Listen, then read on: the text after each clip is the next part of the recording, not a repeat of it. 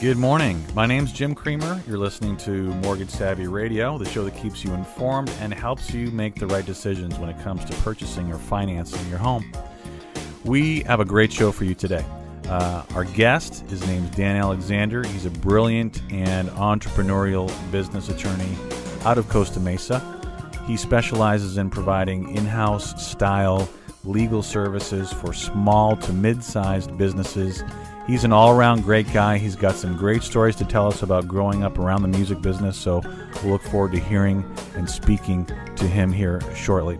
We also have a beautiful feature property today that, as a matter of fact, has an open house starting at 11. It's in Newport Beach, ending at 4 today. We'll tell you about the property in more detail later on in the program, but if you want to check it out right now, feel free to go to our Facebook page at facebook.com/Swift Loans. Click on the welcome page. You can see pictures and all sorts of detail on that property right there.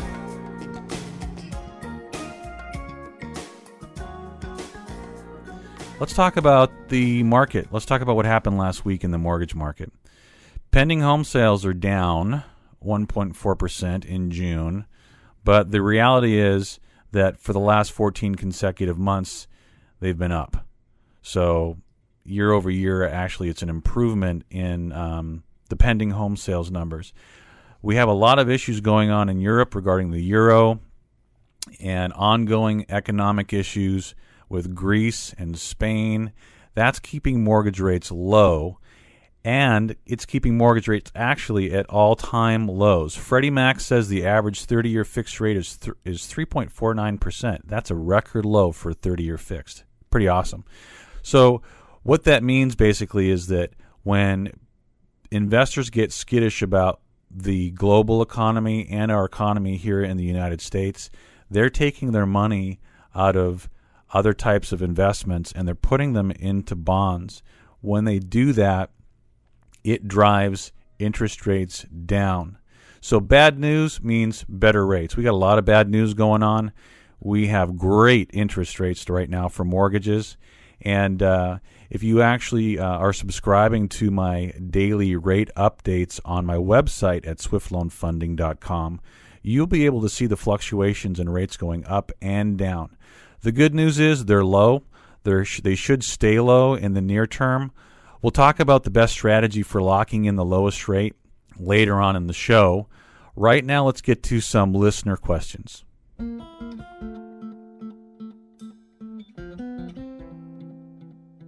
Let's get to some listener questions. Now, these ones came in over the email.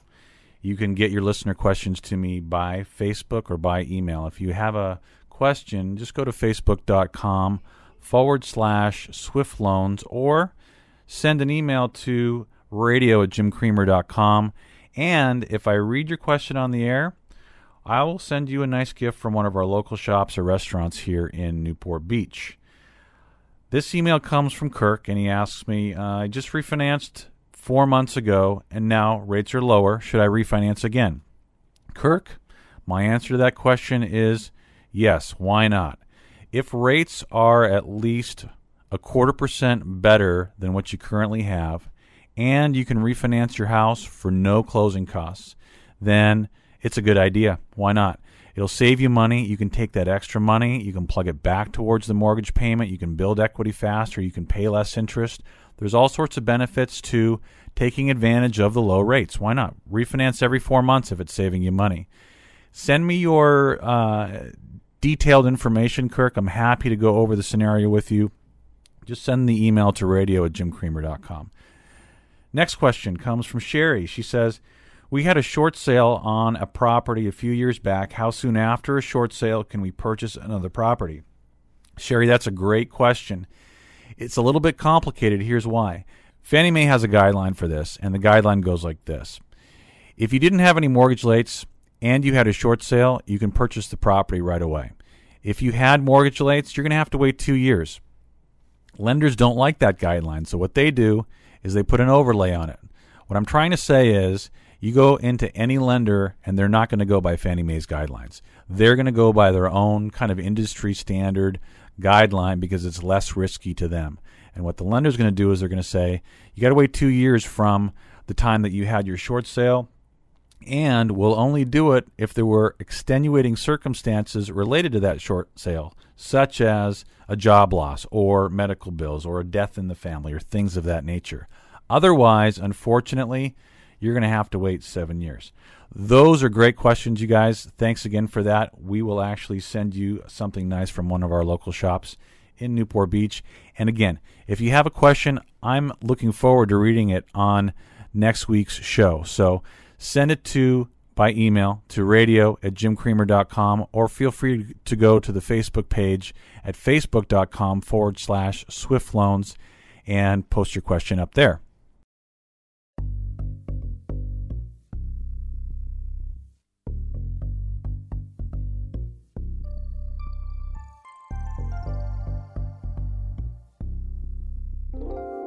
Okay, so our guest today is Dan Alexander. I've known Dan since about 2009, I think.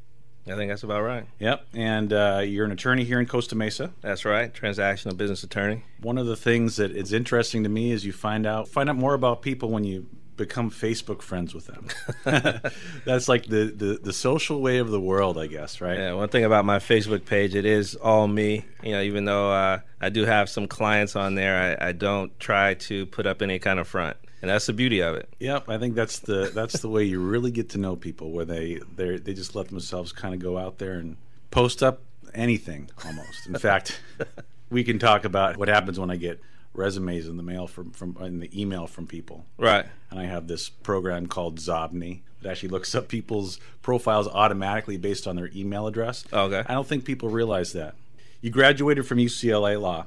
That's correct, 1994. And prior to that, you went to Howard University. Howard University, Washington, D.C. And what I find interesting in that is that you had a double minor, one in economics and one in Russian. Right, Russian of all things. It was the end of the Cold War. I was in school in Washington, D.C. I loved politics before I even got there, and it just seemed kind of like a natural fit for me. And I took Russian, was conversational when I graduated. I probably shouldn't say this, but I interviewed with the CIA. Was talked out of that, but still enjoyed the language and the culture. And it's just nice to learn about different parts of the world and different cultures. How's your Russian now?